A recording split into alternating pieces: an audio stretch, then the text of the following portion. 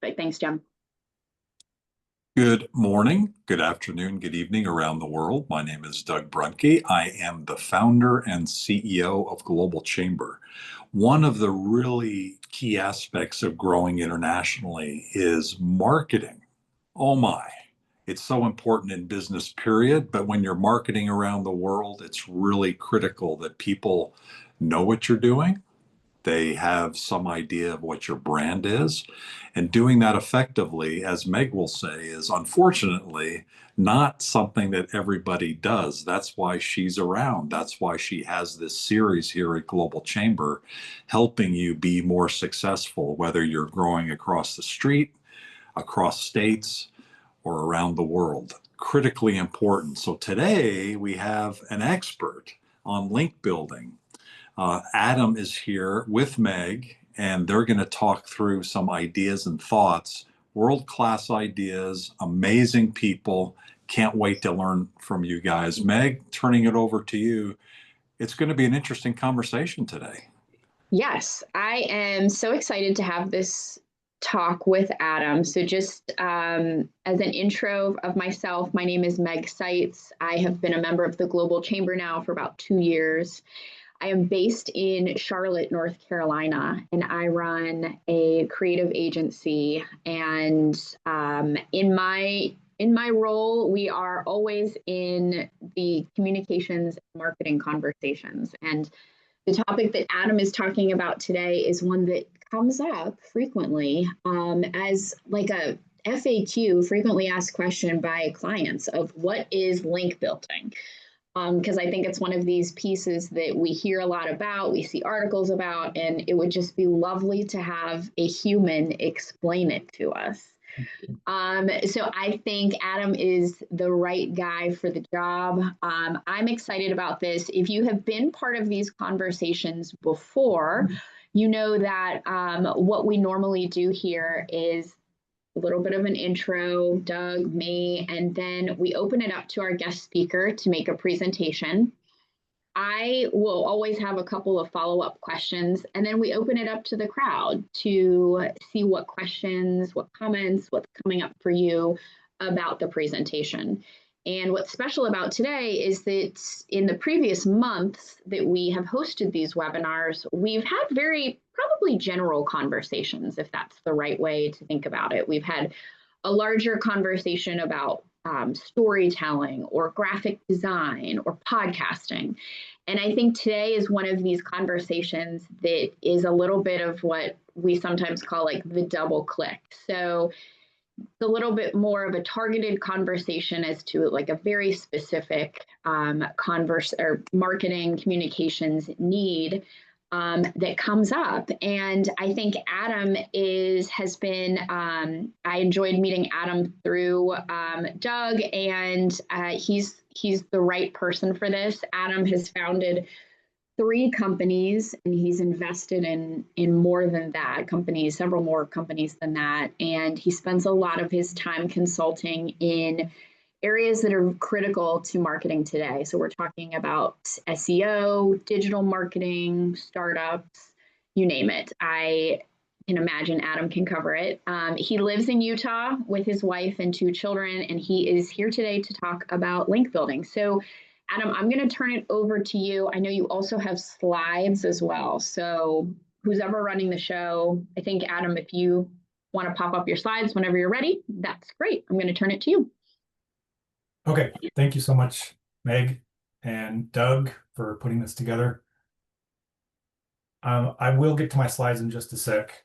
I wanted to say a little bit about my journey from how I started to where I'm at right now. Yeah. I was homeschooled.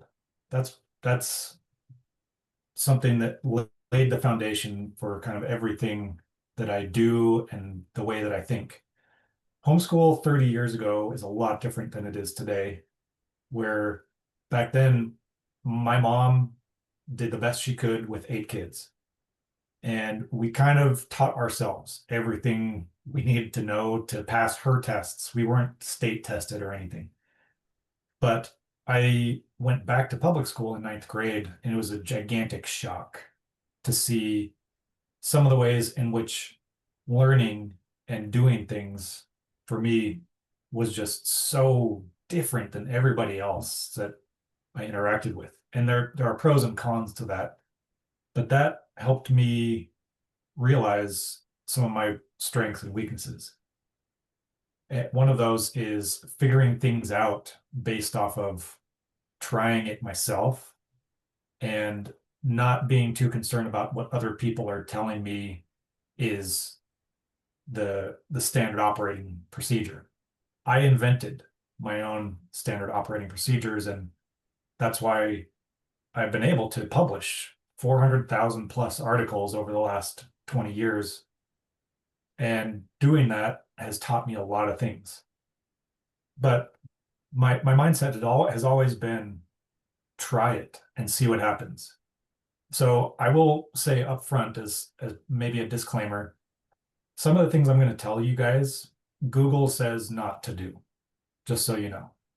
But I will also say Google will tell you not to do all kinds of stuff, which is for their benefit and not necessarily ours.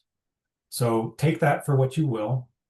And I hope this just provides some clarity and value for anybody who's watching this. So I'm going to start really quickly by just introducing the concept. Is my screen showing up okay? Yeah, we Okay. can see it. Thank you. So the title is, and everything I'm going to say and talk about is very intentional. I just want everybody to know I'm not trying to build in any fluff, but I want to set a good foundation. So that's why I included sustainable SEO and link building in this title, as opposed to just the link building, because I want everybody to understand how SEO works in general. It's basically two different things that you do simultaneously, if possible. And if you do them both at the same time, you will get phenomenal, fast results. But let me talk a little bit about me for just Torque Media for just a second. I was able to work at SEO.com. It was a huge blessing in my life. It was my very first job out of college. And after I exited from SEO.com, I founded Torque Media. And we're just a big media company. We publish hundreds and hundreds and thousands of articles across 230 of our own and operated digital news properties, websites like timesla.com or successxl.com or newsblaze.com. You can go look these up. These are sites that we own at Torque Media. You can see the kind of content we're publishing if you want to. This is not a plug for me trying to sell anybody on going to do that, but that's the baseline of who I am, where I'm at, and how I came to the conclusion that I will end up telling everybody. I'm going to start very simply. So SEO, it has two pillars, and I call them on-site optimization and off-site optimization, as you can see in the slide here. The on-site SEO focuses 100% on things you can control as the owner of your website. The content you publish, the HTML structure, the navigation structure, the design, the technical SEO aspects. You control all of that. And I'm not going to spend very much time on that aspect because, frankly, AI can help you do most of that at this point, if not all of it, if you know how to prompt it correctly. But for purposes of making sure everybody's got a good foundation, this is how I think of SEO, and it's been like this for the last 20 years. You will hear that SEO has changed a lot, and it has, but the basics, you can really boil it down to just these two pillars. And you will get traffic to your site from Google and AI, the Claudes and the ChatGPTs and the Perplexities. They will bring you referral traffic if you follow these two pillars. So let's talk about some specifics of on-site SEO optimization really quickly. There's several terms that are ubiquitous across SEO. There are things like the title tag. If your site is quick at loading, if it's fast loading, if it's mobile responsive, if you've got good internal linking, if you use your meta tags correctly. All this stuff, again, is basic SEO, and there are AI tools that exist that can help you do all of this by default, and I think you should use them to help you optimize your site because you can fully control that. And if you don't, then you're leaving a lot of free traffic on the table. So always start with what you can control, which is your own website structure, the content, the tags. I'm not going to get into keyword research. That's something else that I would consider with on-site optimization, because the keywords you use in all these tags, internal links, your title tags, your meta tags, those are what really accelerate your results. So you should have done some keyword research at this point if you're going to be optimizing your site. So I want to make sure everybody knows that's the flow of how I suggest doing SEO. Do keyword research, then build yourself your site using AI if you want to, and then we start talking about offsite optimization. But just to be really clear, the title tag of a site is what will actually show up in Google search results. So you control what will show up in Google search results if you are optimizing your title tags on your pages. So you could literally have it say the most awesome site in the world. That could be your title tag if you wanted it to be. I don't suggest that, but you could. Internal linking, this is just you linking to other pages of your site intentionally, whether through the main navigation, links in the footer, but most especially internal links within the body of the content that you're writing. Those actually help your other site pages rank. And the content hierarchy, that just means you use your headings correctly. H1 just means the first heading in the page, basically. And the H2 is the second heading, and so on and so forth. It's not really any more complicated than that. Canonical URLs, you don't want to have a bunch of crazy numbers and dashes and ampersands and question marks in your URL structure. That also is mostly fixed by using AI to build your site, but that's what that means, canonical URLs. Okay, now here's my favorite part of SEO, the offsite optimization. You can think of this in terms of just votes for your site as far as how authoritative Google thinks it is, and also the AI models. And these are things you can also control, but you are going to have to spend money. I will just tell you that right now. And this is one of the areas in which Google says, do not spend money buying or building links.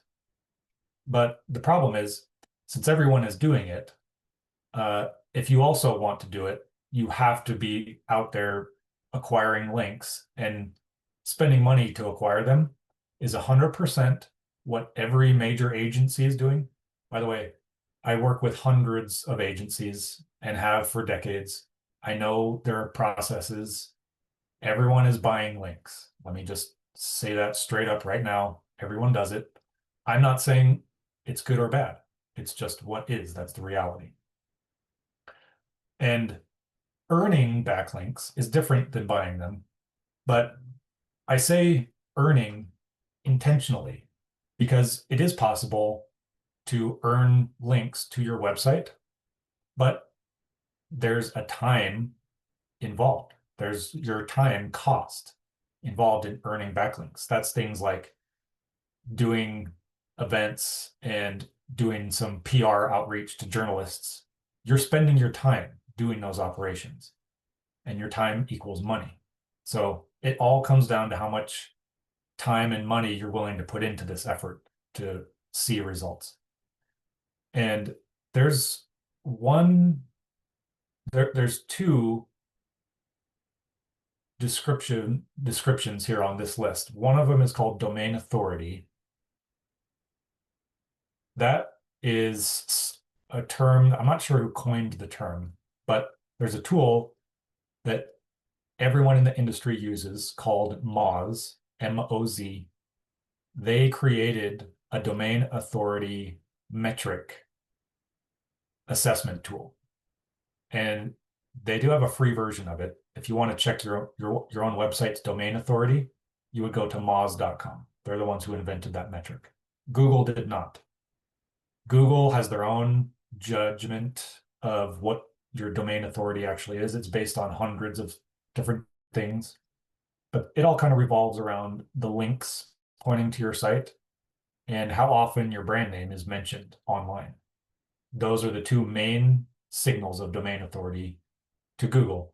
Moz and other tools that measure domain authority, they only look at the links pointing to your site. So here's the first, I guess, secret sauce to getting the most bang for your buck when it comes to building links. I've got some acronyms on here. Let's start with the top right. DA, that stands for domain authority. So according to the Moz domain authority metric tool, if you try and get links from websites that are at least a domain authority of 30, that's what that means. DR stands for domain rating, which is just another way to measure the exact same thing, but using a different tool. This one's called Ahrefs, ahrefs.com. They have their own link metric tracking assessment tool called domain rating. And theirs is a slightly different version of domain authority, but they're tracking the same thing. So I suggest using their tool and finding links that are at least domain rating of 20. And then the last metric is the search traffic that a site has. And you can actually use tools like SEMrush or Ahrefs to basically guess at the organic search traffic any one site on the internet has. You can use it to assess the organic traffic on your own site if you want, but we're talking about getting links from other people's websites. So we want to assess their website to see how valuable it is for you. So if you want to get links from other sites, they should have at least 100 organic visits a month to their site. And I'm saying all this based on my own internal data from building links for hundreds of websites and seeing the results. I can see all the results from all the 400,000 articles I've published and which ones drive more organic rankings for the clients or which ones don't. And I'm just giving you the data so you can see for yourself, here's some of the minimums that you want to shoot for. And there is a number of links that you want to shoot for to start moving the needle in getting organic traffic for any given keyword phrase. If you get about 100 links, and that's one link from one website. So it's essentially 100 links from 100 websites pointing to your site that have those three minimum metrics: domain authority of 30, domain rating of 20, search traffic of 100. And all those links are on pages that are indexed in Google. You will get organic traffic to your site for that keyword. I don't care what it is. And that's, again, I'm being intentional. When I say the articles have to be indexed in Google, they literally do have to be indexed. You can't just publish an article somewhere and expect that Google has found it already. There are ways to sort of force an article to get indexed, and I'll talk about that in a second. But that is critical. I can't stress enough how important it is to make sure that when you're doing link building, the articles and the pages that you're getting links from, that they are indexed in Google. And that's why I try and hit all those metrics, because if a site has at least a domain authority of 30, domain rating of 20, search traffic of 100, it's likely that their articles are getting indexed on a regular basis. So you might not have to do anything extra special to help them get indexed. But we don't live in the ideal world. We are trying to get to the ideal, and that is everything you publish gets indexed. So what if it doesn't? Let's talk about that. This is one of my secrets that I only tell my agency clients about. I don't own this tool, link dexing, and I'm not an affiliate. I won't make any money if anyone decides to use this tool. But here's the reality. High quality articles may or may not get indexed in Google. It's entirely dependent on the webmaster and how they've set up their site, whether they submit it to Search Console or not. So in the event that your articles are not getting indexed, we use the link dexing tool to force it essentially to get indexed. And it has about a 70% success rate at getting articles indexed. And again, let me just stress this again. If your articles are not getting indexed on places where you've got your link, Google won't see it. Whether it's a do follow link or a no follow link, that doesn't matter.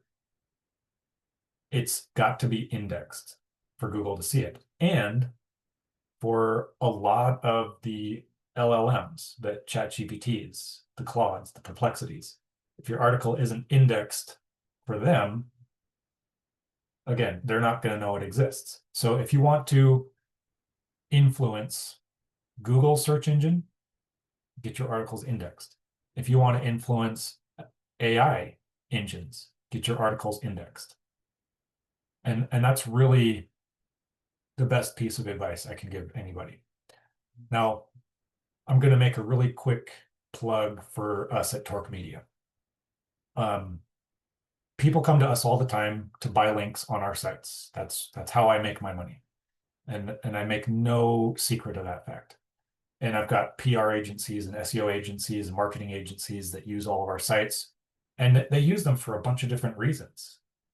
You can actually, if you get articles published in certain types of sites, it can help you get verified on social media. I don't know if anyone knew that, but that's a trick to get verified on Twitter, or X, I should say, or Instagram. If you want the blue check mark, get some articles published about your brand or yourself on some sites that look authoritative, and I happen to have a lot of those. And if you want to increase your organic rankings, you got to go out and buy links. I'm sorry, you just have to at this point. And you can use companies like Torque Media, where we own and operate our own sites. But let me talk about some other options. If you don't want to come to me, there are marketplaces that exist. One of those is called the Hoth, Thehoth. They have a huge inventory of sites where you can just go and buy links according to the metrics that you care about. They can even write the content for you if you don't want to write it yourself. Again, I don't work with the Hoth directly. They're not a client of mine. I don't get paid for promoting them. Just want to give you an example of another alternative. They don't own and operate any of their own sites, to my knowledge, because they use publishers like me who own our sites to build their marketplace. So I fulfill within their marketplace, and that's how I know who they are. And there's 30 other marketplaces where you can go do the same thing. So link building marketplaces, that's what you would Google if you wanted to find places to go get links. So just to recap everything, on-site SEO is the foundation. Start with keyword research. AI can help you do that. Do the on-site optimization. AI can help you do that. And ChatGPT can really help you do most of that. The offsite SEO, ChatGPT can't really help you do that. You have to connect with the websites where you want your links from. And you can pitch them with an email pitch and say, hey, can I write an article for your site? You'll get turned down 99% of the time because they get pitched all the time from other people saying the same thing. So that's why everyone tends to default to just buying the link, because it's way faster and easier, and you get the same exact result as if you'd pitched them. And then make sure your articles are indexed. There we go. That's the whole kit and caboodle. Cool. Thank you, Adam. I have some questions, and what I would like to do, if you have questions for Adam, you are free to pop them in the chat. I'm going to ask a couple questions, so hopefully this will give everyone some time to think about their questions for Adam. But a couple of things, and these are more questions, Adam, from the seat of a business owner. But I'm curious, like, knowing all of this, like, how much of this do you recommend a business owner, marketing manager within an organization handling on their own? Or how much do you recommend outsourcing to a company like Torque Media or somebody else who might be more local to that particular company? How much can a company do on their own, and how much should they outsource is maybe the question. That's a great question, and it's fairly easy to answer. If you're a local service business, or if you service just a local geographic area, you can do all this yourself internally, and I suggest that you do. Mm-hmm. Because you don't have to do a whole lot of link building if you're just a local service business. I was talking in terms of nationwide competitive SEO with all the stuff I was explaining. So if you're a nationwide company going after dozens or hundreds of keywords, you need to hire somebody internally to do all this for you, or outsource it to somebody that can do it. That you don't have a choice. Yeah, because I would imagine it would just be way too much to try to manage, and it's probably moving so quickly that it changes. You need someone who has a pulse on this on a daily, weekly, monthly basis.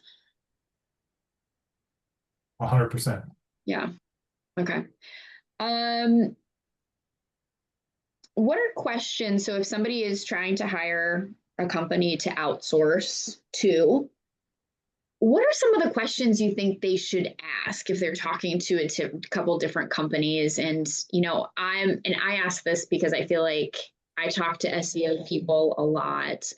And I'm never sure, like, is that right? Is this right? So what are questions that somebody should be asking the companies that they're considering hiring to do this work?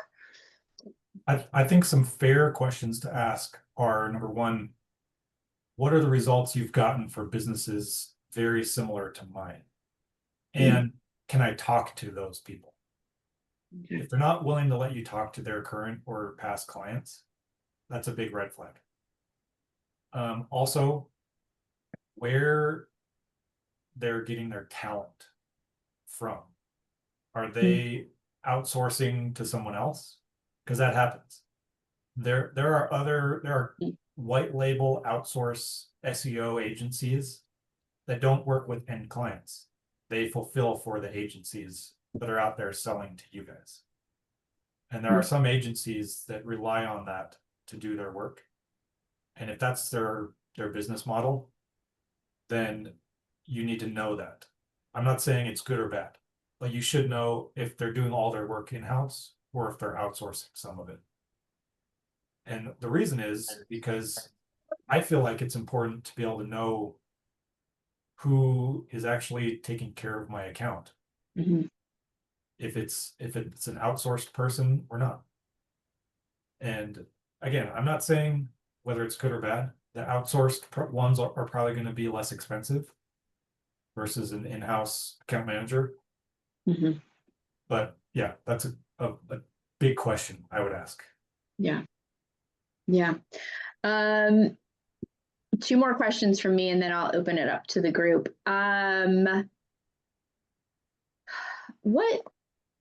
much does Blink buying cost? Like, what's the budget for that? Like, if I'm looking at it, like, in whatever you're comfortable sharing, but is this something that's like $100? Is this $1,000? Like, how do you figure out how much to budget for that?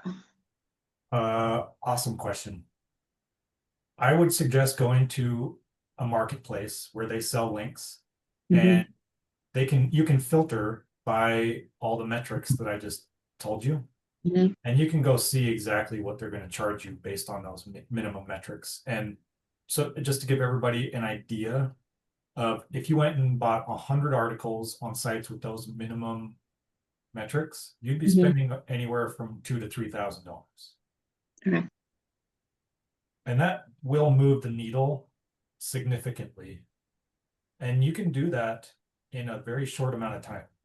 You're not going to get penalized for building 100 links in 30 days, even if Google tells you that's completely false.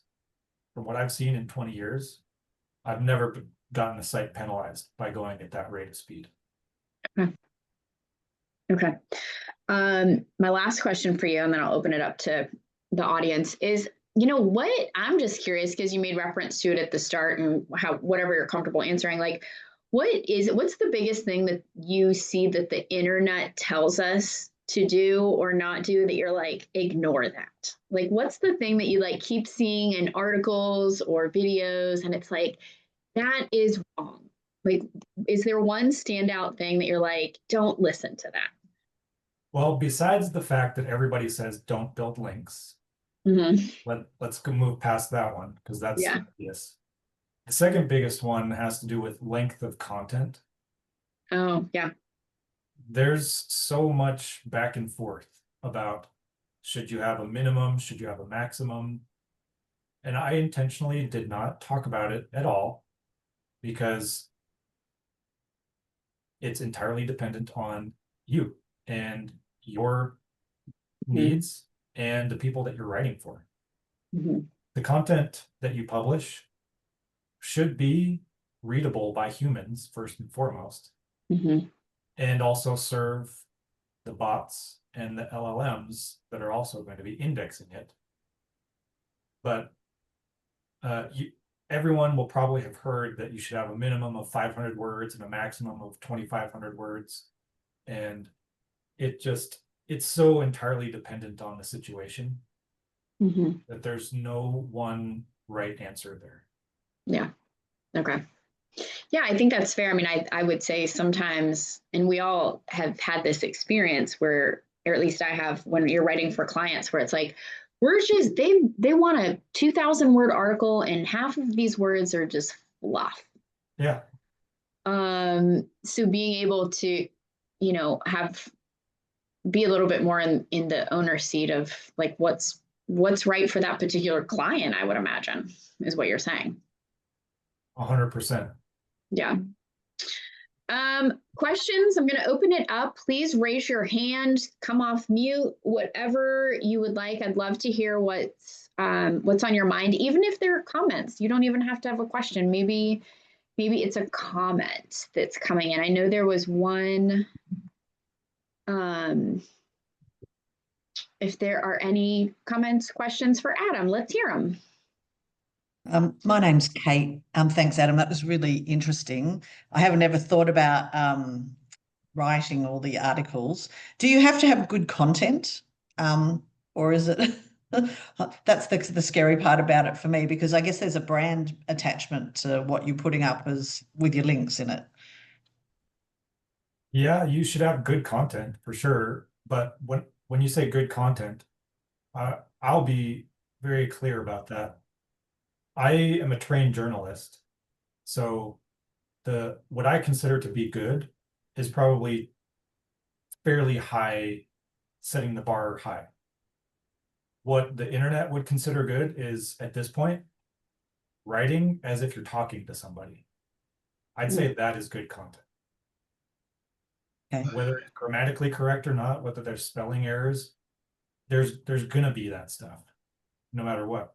Yeah, and then you've got a brand management issue. So you really, if you want to put your name to something, it has to be pretty decent, I would have thought. But Yeah.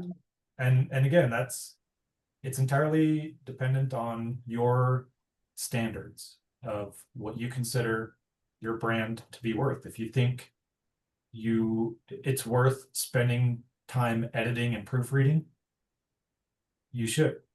And everybody makes mistakes on their content. That's just a given. And so you might want to use AI to help you do some of that proofreading and branding, proofreading and checking. That's what I would use AI for, is make sure there's no errors factually or grammatically, make sure that it fits your brand. But yeah, beyond that, just talk like a normal human being would, and don't use any EM dashes. That's a dead giveaway. Listen, the writing world has been using M dashes forever, and suddenly chat has made them a thing, and now everyone thinks that an M dash means it was written by chat. That's my soapbox for the day. and chat's getting smart and taking them out anyway. So, Yeah. As a follow-up to Kate's question, which was great. Thank you, Kate. I'm glad you spoke up. Adam, are you seeing anything like if somebody puts in and tries to write a blog via chat, like is there any, like, is the internet dinging them when it comes to backlinks? If like I've created an article using chat and then I used that as my article on my website, are you seeing, does that affect it at all? It is effective. It does not penalize you. Okay. Okay. I had a message from somebody here. It was a private message. Here we go. Question for Adam, I think here. The last 8 to 12 months, overall, digital has become way too noisy. A good amount of more headlines dropped to unrelated subjects, such as clickbait. Using Google as an example, Google's losing most government lawsuits, etc. Where would you suggest someone to begin? Example, your article generation. So maybe like what is, just to go back to what you're talking about, Adam, like what's a great first step for somebody? If they don't have anything online, which it's hard to believe that would be possible at this point, but if you're just starting from ground zero, I would use a tool like SEMrush or any other keyword research tool and just check what volumes are for things that you do. Because that'll give you a good starting point, at least, to know if what I do as a service people actually are searching for or not. And there's ways to actually data mine the LLMs to see what people are searching for within ChatGPTs and Claudes, Perplexities, and seeing if you can solve some of those problems that people are searching for. So it's basic market research. And you could call it a lot of different things, but it's either keyword research or market research. That's where I would say. Okay, perfect. Any other questions for Adam? This was a great session. I know, Adam, this has been such a good tactical deep dive. We've had very kind of broad stroke conversations the last few months. So this was a great opportunity to kind of get into one topic. So I'll just see if anyone, let me just check the chat, see if there are any other questions for Adam this morning. Yes. Hi, Adam. This is Siley. So we are basically a software development company, and what you said is really helpful, especially in terms of those marketing efforts, conversion rate optimization, getting the ranking up. So my question to you is, I last few minutes in the start. So do you provide services more in terms of implementing these changes, or do you just provide insights and the strategy for other companies to implement? How does your services look like? My services are only link building related. I don't consult anyone on anything else. I easily could, and people ask me to all the time, but I learned a long time ago as a business owner that if I do everything for everyone, then I won't be very good at any one particular thing. So that's where I focus it, just doing link building. We're incredibly good at it. I'd say we're the best at what we do, and that's where I want to stay. Okay, because I do have a prospect who we were actually working with almost 7 to 10 different marketing agencies to see which one will really bring good results for. So that is where my question was more in terms of, introducing you to them. But I have sent you LinkedIn request. It would be appreciate if we can connect offline. Thank you. Yeah, please, everyone look me up on LinkedIn. I am the only Adam Torkelson on the entire internet, so it shouldn't be hard to find me. But I will also do something that might be a little bit crazy on service. My direct cell phone number is 801-602-9873. You can text me. I'm on WhatsApp. So whether we're in the same country or not, shoot me a text. I respond. It's you, not a bot. It's a real person. Correct. Awesome. That was a great question. Any other questions? Last call on questions. My last question for you, Adam, is who's doing something on the internet that you just think's really cool right now?